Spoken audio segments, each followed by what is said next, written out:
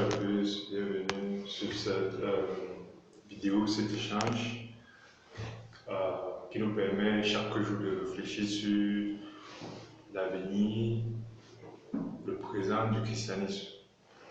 Alors aujourd'hui, le thème sur lequel nous réfléchissons ensemble, c'est le rôle de la religion dans les églises dites nées de nouveau, les églises réveillées.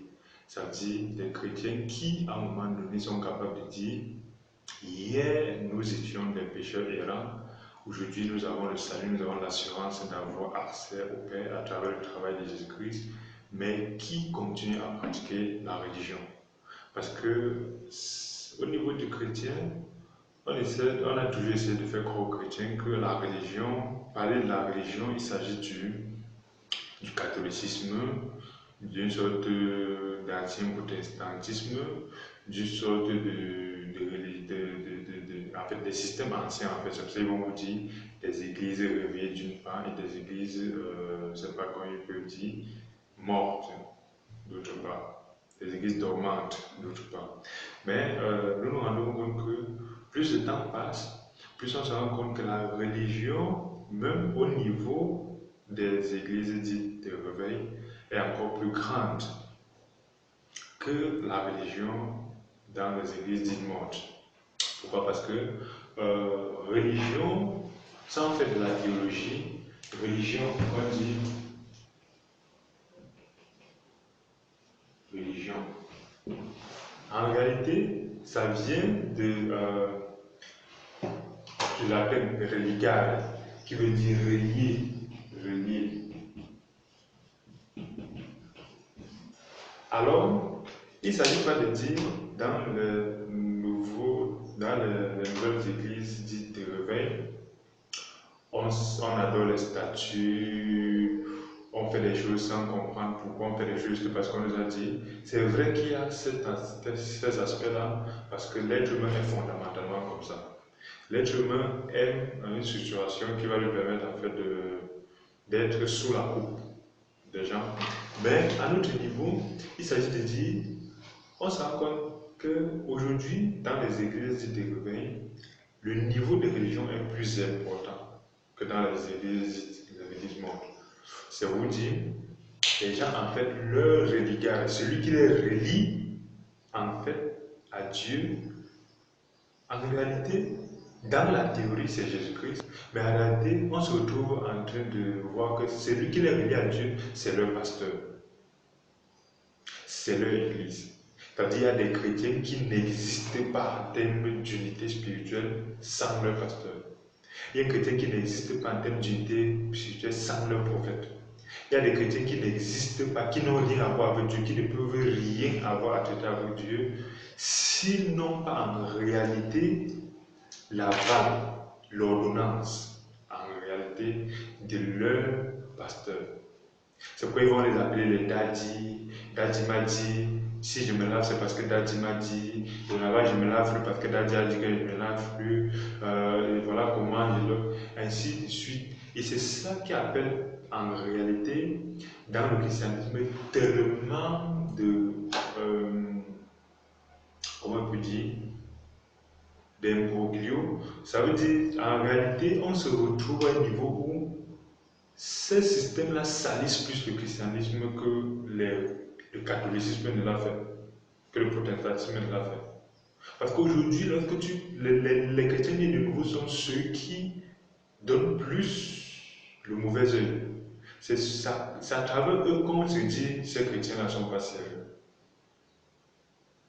Justement parce que ce n'est plus Jésus qui est mis au centre, mais c'est soit l'Église qui est mise au centre.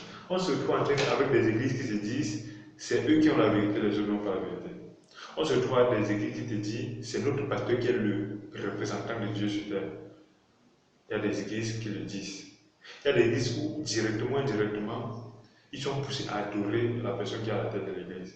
Ils vont te dire non, je n'adore pas, non, c'est pas ça, mais non, non, non. Mais en réalité, dans les faits, ils adorent.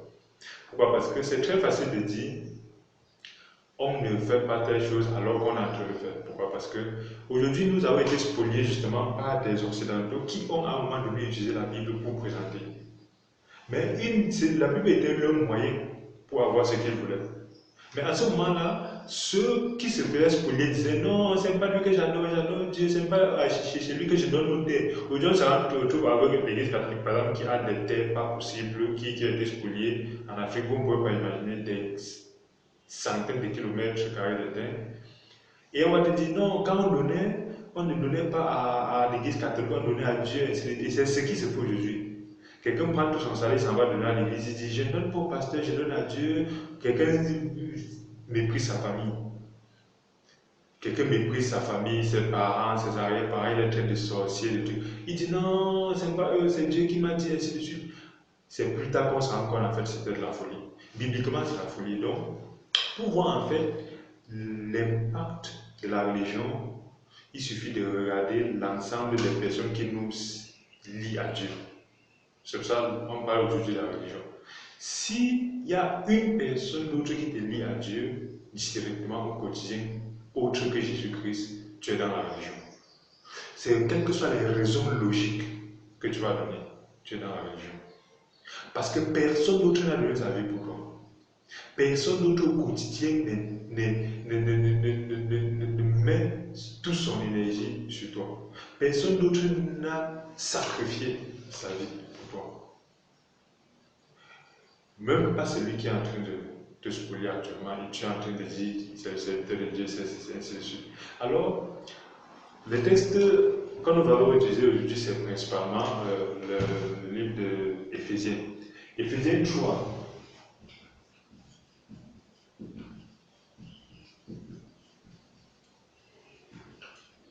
Le chapitre 3, à partir du verset 15, qu'est-ce qu'on lit? Dieu dit en réalité, dans le verset 15, donc regardons le verset 14, il dit, à cause de cela, je fléchis les genoux devant le Père, duquel tire son nom toute famille des cieux, dans les cieux et sur la terre, afin qu'il vous donne selon sa richesse, de sa gloire, d'être puissamment fortifié par son esprit dans l'homme intérieur, en sorte que Christ habite dans vos cœurs par la foi, afin qu'étant enraciné et fondé dans l'amour, vous puissiez comprendre avec tous les saints quelle est la largeur, la longueur, la profondeur, la hauteur, et connaître l'amour de Christ qui surpasse toute connaissance. Ici, le sujet, c'est Jésus-Christ. La totalité, c'est Jésus-Christ. L'entièreté, c'est Jésus-Christ. Il n'y a pas d'aide qui doit être faite par ton pasteur pour que tu arrives à ce niveau-là. Il n'y a pas d'aide qui doit être faite par ton église pour que tu arrives à ce niveau-là. Mais aujourd'hui, il y a des gens qui, en réalité, arrivent à un niveau où, au-delà, parce que qu'est-ce qu'il dit? Il dit, en Christ, à cause de cela, j'ai fléchi les genoux devant le Père, duquel tire son nom, toutes les familles dans les cieux et sur la terre. Nous sommes directement liés à Dieu, afin qu'il vous donne selon le richesse de sa gloire d'être puissamment fortifié dans l'esprit, à l'homme intérieur. Le problème aujourd'hui, c'est que la religion, en fait, permet aux gens d'être fortifiés à travers la personne qui les relie.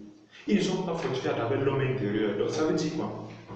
C'est celui qui te dit, je suis ton intermédiaire avec Dieu, qui s'arrange à te fortifier. Alors que Dieu dit c'est ton homme intérieur. Parce que ton homme intérieur est avec toi jusqu'à la fin du monde. Ton homme intérieur étant spirituel serait toujours avec toi. Mais ton pasteur ne serait pas toujours avec toi.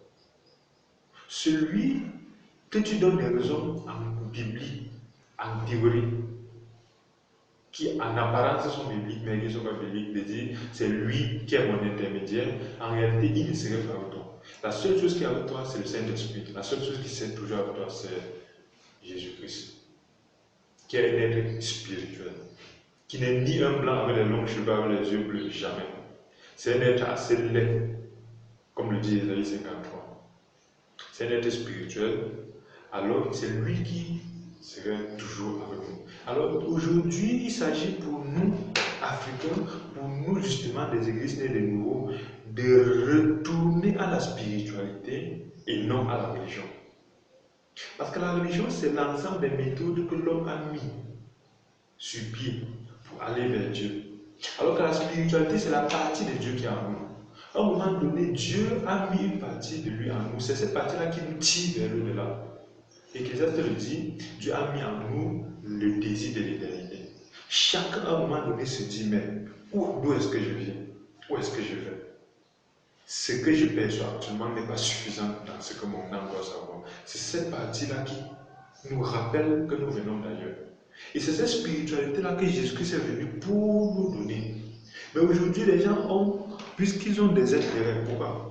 Les pasteurs veulent qu'on soit lié à eux, justement parce qu'ils ont besoin de vous. Alors c'est pour ça que Paul dit, fortifie par son esprit dans l'homme intérieur, en sorte que Christ habite dans vos cœurs par la foi. Ce n'est pas que Christ est donné par le pasteur, parce qu'il y a aujourd'hui des églises où, quand le pasteur dit, tu n'as pas Dieu, alors, dorénavant, on dit, tu n'as pas Dieu. Quand il dit, tu as Dieu, c'est dit dans Michée 3, verset 5, je crois.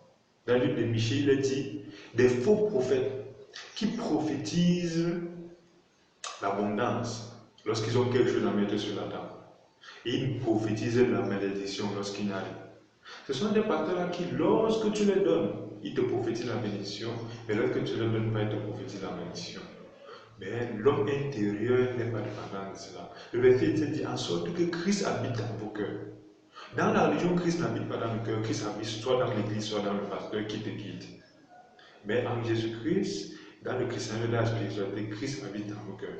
Et de connaître l'amour de Christ qui surpasse toute connaissance. Celui qui t'enseigne te donne de la connaissance. Ils vont te dire, Dieu a dit qu'il faut donner une part de tes biens à celui qui t'enseigne. Voilà ce qui est utilisé pour spolier les gens. Les gens qui n'arrivent pas à s'en sortir, Dieu veut qu'à travers leurs réflexions, à travers sa parole, les promesses qu'il a fait, le travail qu'il a fait pour eux, ils puissent découvrir la richesse qu'il a prévue pour vous. Mais le peu que vous avez, Dieu vient encore spolier. Non. C'est ton pasteur qui spolie. La dîme n'est pas obligatoire. Il y a plusieurs dîmes. La dîme de reconnaissance, En réalité, la dîme, c'est une partie de ton salaire que tu donnes comme reconnaissance à Dieu qui t'a donné. Tu peux le donner à l'église, comme tu peux le donner à un frère, comme tu peux le donner à un boîte, comme tu peux le donner à un hôpital, tu peux le donner à un orphelinat. La dîme ne se donne pas forcément à telle personne. Selon le cœur que le Saint-Esprit te donne à un moment donné. Ce n'étant pas notre sujet d'aujourd'hui, le sujet d'aujourd'hui, c'est exactement de faire ressortir la religion dans les églises de réveil d'aujourd'hui à travers le livre d'Éphésiens 3 et Éphésiens 4. Alors, Éphésiens 3, verset 18 dit, afin que vous puissiez comprendre avec tous les saints, quelle est la largeur, la longueur, la profondeur et la hauteur. On ne chimie pas Jésus-Christ que ce n'est pas saint. Aujourd'hui, il y a beaucoup de chrétiens qui ont fait 50 ans de christianisme, 60 ans de christianisme, mais qui ne sont pas saints. Parce qu'aujourd'hui, ils ne croient qu'en ce qu'ils voient. Ils croient au fait qu'ils regardent en eux, ils voient des incapacités, des choses qui font qu'ils ne peuvent pas dire qu'ils sont saints. Alors, ils ne croient pas au travail de Jésus-Christ, mais ils disent qu'ils sont chrétiens. Le chrétien, c'est celui qui croit en ce que Jésus-Christ a fait. Et qu'est-ce qu'il a fait? Il l'a porté, il est l'agneau de Dieu qui enlève les péchés du monde. Il est Emmanuel, Dieu avec nous. Il est celui qui sauve le peuple de son péché. Il est l'agneau de Dieu qui enlève les péchés du monde. Alors, le verset 19 dit, et de connaître l'amour de Christ qui surpasse toute connaissance, en sorte que vous soyez remplis jusqu'à toute la plénitude. Jusqu'à toute la plénitude de Dieu. Nous sommes remplis de la plénitude de Dieu. Nous devons être remplis de la plénitude de Dieu. Pas la plénitude d'une église, pas la plénitude d'un pasteur. Dieu est le seul berger, Jésus est le seul berger. Aucun autre n'est ton berger. Et si tu es dans ce monde-là, tu es dans la religion des églises net nouveau. Si tu penses que ton pasteur, ton berger, tu es dans la religion des églises net nouveau. Ça. Alors il dit, le verset 20. Or, à celui qui peut faire par la puissance qui agit en nous, infiniment au-delà de tout ce que nous demandons ou pensons. Il peut faire infiniment au-delà de... Il y a une église, dans notre contexte au Cameroun, qui s'attarde à dire aux chrétiens que ce qu'ils pensent vient de Satan. C'est ce que l'église leur dit, qui vient de Dieu. Ils disent que ce que le livre dit, c'est la parole. Si toi-même tu penses, ça dit que ce que tu penses est satanique. Mais ils oublient de dire, lorsque tu penses que tu dois prendre ton argent à leur donner, ils oublient de dire que c'est satanique. En ce moment, c'est une bénédiction que tu as de faire. Mais lorsque tu penses que non, cet argent-là, tu dois utiliser ça pour aider des gens qui ne sont pas le pasteur. Ils vont dire c'est Satan qui a te dit de rouler là-dessus. Lorsque tu penses que non, tu dois le mettre à la baisse, c'est une bénédiction. Mais lorsque tu penses que ce qu'il dit, c'est une spoliation, là, il dit que c'est satanique. Alors, le verset 21 dit, à lui soit la gloire dans l'Église et en Jésus-Christ pour toutes les générations, au siècle des siècles. Amen. C'est un statement, une affirmation terminale. Alors, en réalité, ici, en nous, nous devons avoir donc justement la plénitude de Jésus-Christ, sans les intermédiaires. Le seul intermédiaire biblique, c'est Jésus-Christ. Alors, lorsqu'on s'en va dans le verset, le chapitre 4, qu'est-ce qu'il dit? Il commence le chapitre 4. Je vous exerce donc, moi, le prisonnier, dans le Seigneur, à marcher d'une manière digne de la vocation qui vous a été adressée. Le problème, c'est que, en réalité, les gens des églises nées de nouveau, les églises nées de nouveau, ne veulent à aucun moment qu'un chrétien puisse marcher par lui-même. Aujourd'hui, les églises nées de nouveau ne s'entendent pas. Chacun dit qu'il a Dieu, l'autre n'a pas Dieu. Chacun dit que oui, c'est mon frère, mais je ne peux pas fonctionner avec lui, justement. Ils n'ont pas d'unité de la paix. Chacun, au fond, a la bouche de Jésus-Christ, et dans le cœur, cette personne-là, en réalité, pense qu'il est mieux que l'autre. Alors, c'est impossible parce que Jésus-Christ n'est pas difficile. Certes, d'autres peuvent avoir la fonction de main, de pied, ainsi de suite, mais en réalité, Jésus est seul, le corps. Le corps doit être uni. Mais aujourd'hui, les chrétiens nés de nouveau ne sont pas unis. Il n'y a pas un développement. Aujourd'hui, le monde est capable de détruire le christianisme en un même jour, s'il met des moyens. Il suffit qu'il vote des lois christianophobes, il suffit qu'il commence à dire tel contenu. En fait, les chrétiens ne pourront pas s'unir. Parce que chacun pense non, l'autre, oui, je n'ai pas le pouvoir lui, mais je peux fonctionner. Et le verset 3 dit, vous efforçant de conserver l'unité de l'esprit par les liens de la paix. L'unité. Il y a un seul corps et un seul esprit. Un seul corps et un seul esprit. Comme aussi vous avez été appelés en une seule espérance par votre vocation. Jusqu'à maintenant, les chrétiens ne comprennent pas qu'il y a un seul corps et un seul esprit. C'est ça, chacun va te dire, il a son esprit à part. Et le verset 5 dit, il y a un seul Seigneur, une seule foi, un seul baptême. Pourquoi donc s'il y a un seul? Pourquoi ne vous mettez pas ensemble? Aujourd'hui, les frères et sœurs se détruisent juste parce qu'ils sont dans des idées différentes. Aujourd'hui, quand tu es d'accord avec un pasteur, il te dit tu es béni. Quand tu n'es pas d'accord, il te dit tu es maudit. Mais quand vous allez vous retrouver au ciel, qu'est-ce que vous allez dire? À moins que vous sachiez que vous n'allez pas au ciel. Quand vous allez vous retrouver à la Jérusalem céleste, à la Sion céleste, allez-vous vous saluer? Qu'allez-vous dire? Allez-vous chanter la louange ensemble? Si ce terme n'avait pas pu vous en sortir.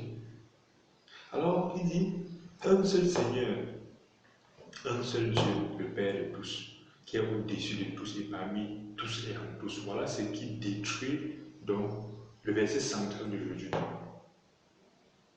Un seul Dieu, le Père de tous. Dieu n'est pas le Père de certains et il n'est pas le Père des autres. Dieu, tous ceux qui retournent à Dieu, Dieu est le Père.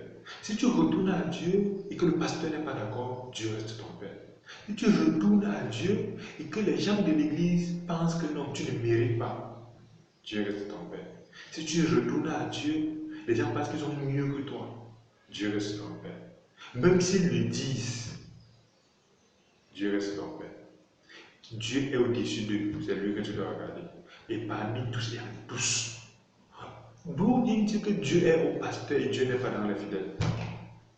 D'où vient-il que Dieu est dans le berger et n'est pas dans les brebis? C'est Jésus le seul berger.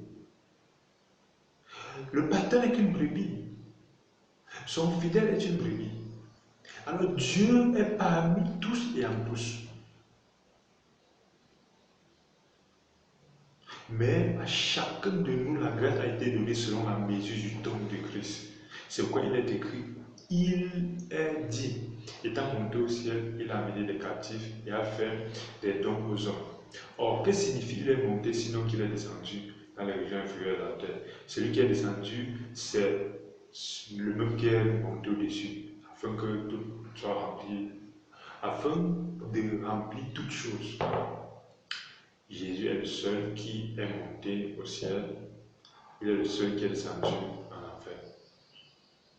C'est un peu un pasteur, que soit grand que soit son nom, quelle que soit sa grandeur. Parce que ce qui est aberrant avec mon peuple, mes frères, les Kamites, les Noirs, nous avons une mentalité naturelle à nous infantiliser face aux gens. Nous avons c'est comme si nous avons un réflexe automatique de donner notre dos pour qu'on batte. Quand un serviteur de Dieu, quand il est noir, il est africain, il mérite du respect, comme tout frère mérite du respect. Comme toute personne, c'est pas pour dire que l'église, on n'a pas besoin de pasteur, non. C'est pour dire que le pasteur doit être quelqu'un de passif. Le pasteur doit être quelqu'un en réalité qui montre Dieu et non, il n'est pas le planton de Dieu. Il ne prend pas les dossiers pour aller gérer avec Dieu. Il te dirige vers Dieu. Il ne te dirige pas vers lui pour qu'il aille gérer tes affaires avec Dieu. Mais aujourd'hui, l'Africain a cette façon de dire, tel fondateur de notre chapelle, comme c'est un blanc, on doit l'adorer, c'est lui l'intermédiaire entre moi et Dieu. Et c'est ce qu'on l'apprend. On l'apprend et il t'envoie dire ça à ses fidèles. C'est pourquoi tu vas voir des fidèles aujourd'hui qui ne peuvent pas en fait communier avec Dieu parce que pour eux c'est impossible d'avoir accès à Dieu sans le pasteur. C'est pourquoi s'ils veulent aller aux toilettes, ils doivent venir dire au pasteur, demander au pasteur. S'ils ont 5 francs, ils doivent demander au pasteur. Ils en sont convaincus. Alors, nous continuons à lire, il dit, le verset 11. Il a donné aux uns comme apôtres, les autres comme prophètes, les autres comme évangélistes, les autres comme pasteurs et docteurs, pour le perfectionnement des saints en vue de l'œuvre du ministère et de l'éducation du corps de Christ. Voilà un verset qui détruit en fait. C'est un verset qui peut faire 15 000 docteurs et doctorats.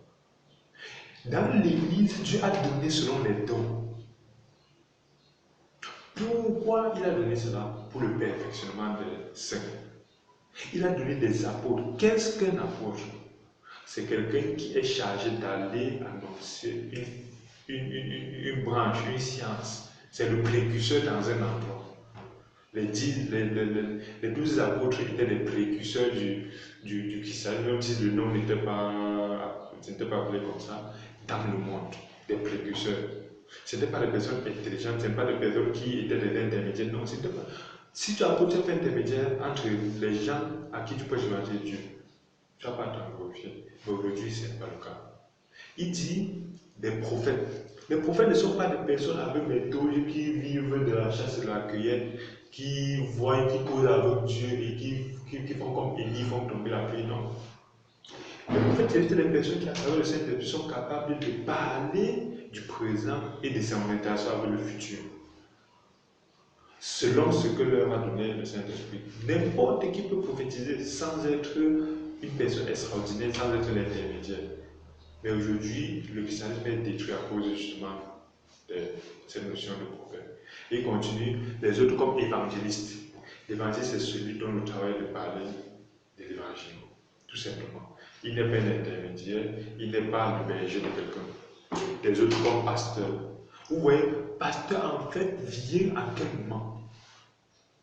Pourquoi aujourd'hui on parle des pasteurs, on ne parle pas des autres? Je dis dans une église qui se dit c'est revenu. Le pasteur n'est qu'un parmi tant d'autres, il n'est même pas le plus important, il n'est même pas le plus stratégique.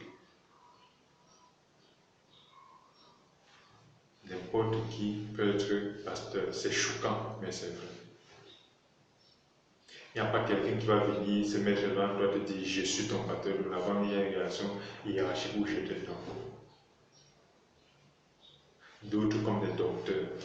Les docteurs sont des enseignants de la connaissance de la parole de Dieu.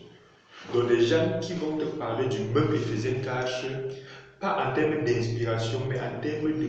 Ils vont débloquer un niveau de connaissance à l'intérieur que tu n'avais pas et que les autres ne peuvent pas avoir. Mais ça ne veut pas dire que ce qu'il dit vient de lui.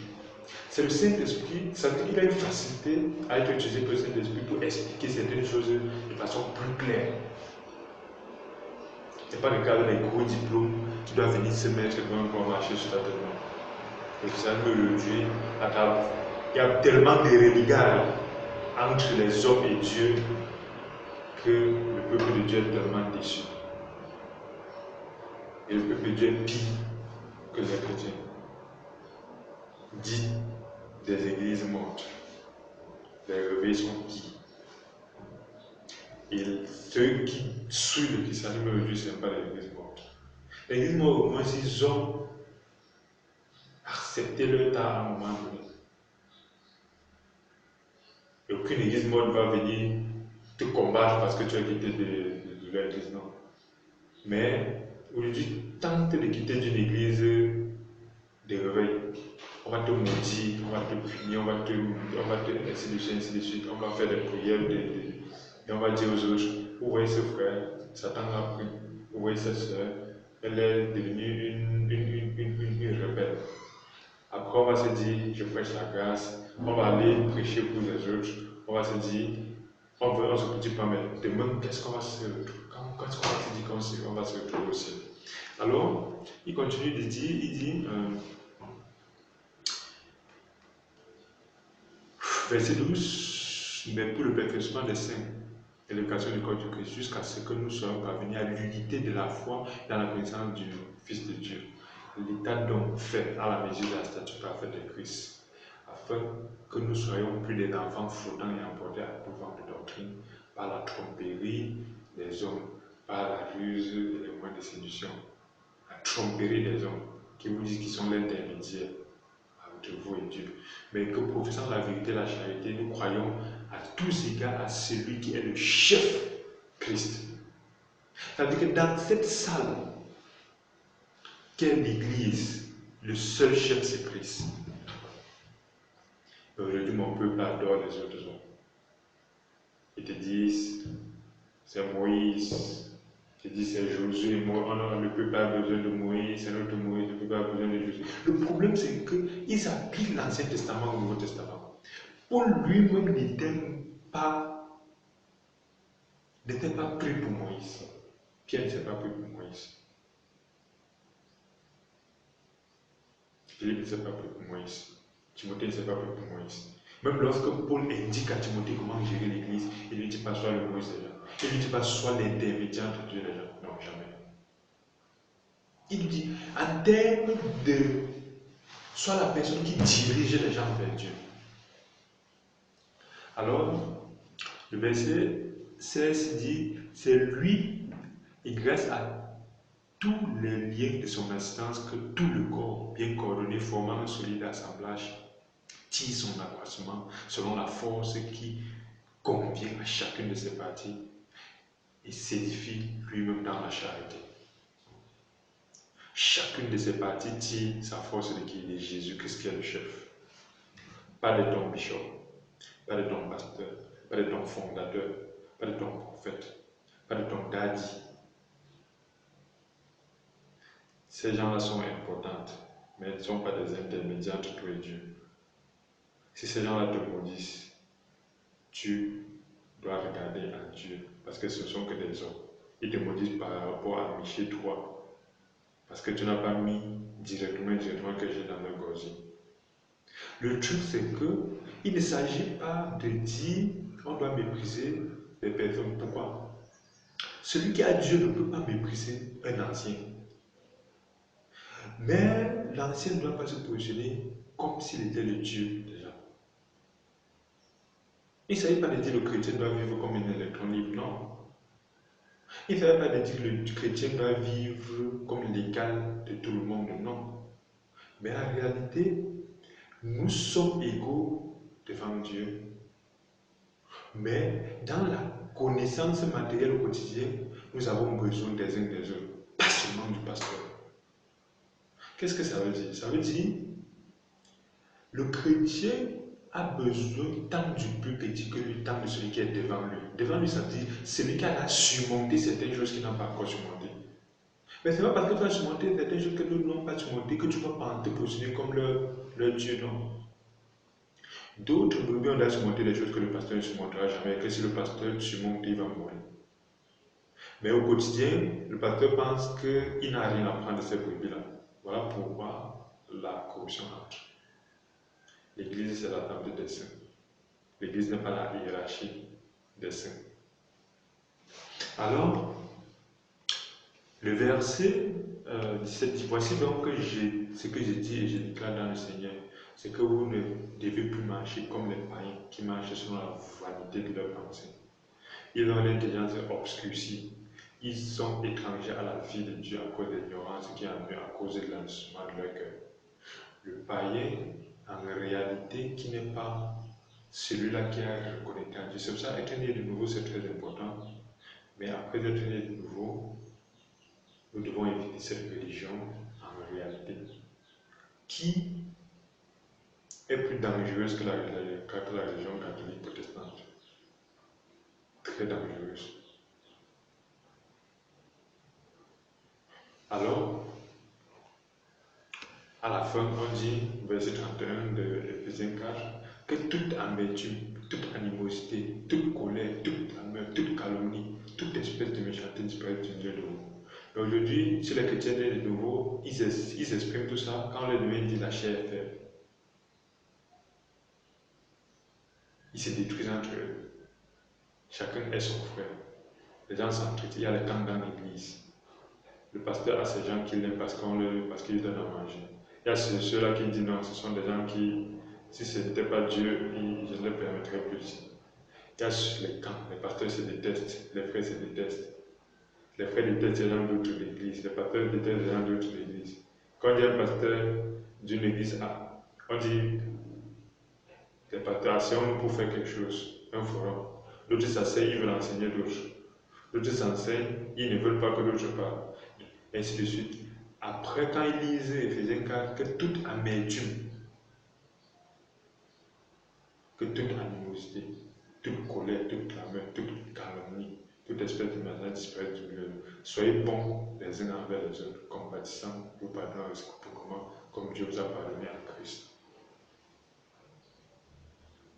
Pas comme Dieu vous pardonne. Alors, aujourd'hui, il s'agissait pour nous de tirer la sonnette d'alarme en fait, sur la religion dans le monde des chrétiens, et de nouveau. Et il faut réfléchir là-dessus, surtout en termes de regards. L'ensemble des personnes qui te relient, toi le chrétien, à Dieu. Si c'est non, c'est vrai qu'il y a des raisons qu'on va donner. C'est lui qui m'a fait, c'est lui, non. Un seul doit te relier à Dieu, Jésus-Christ. Et les églises aujourd'hui, beaucoup d'églises sont devenues des sectes.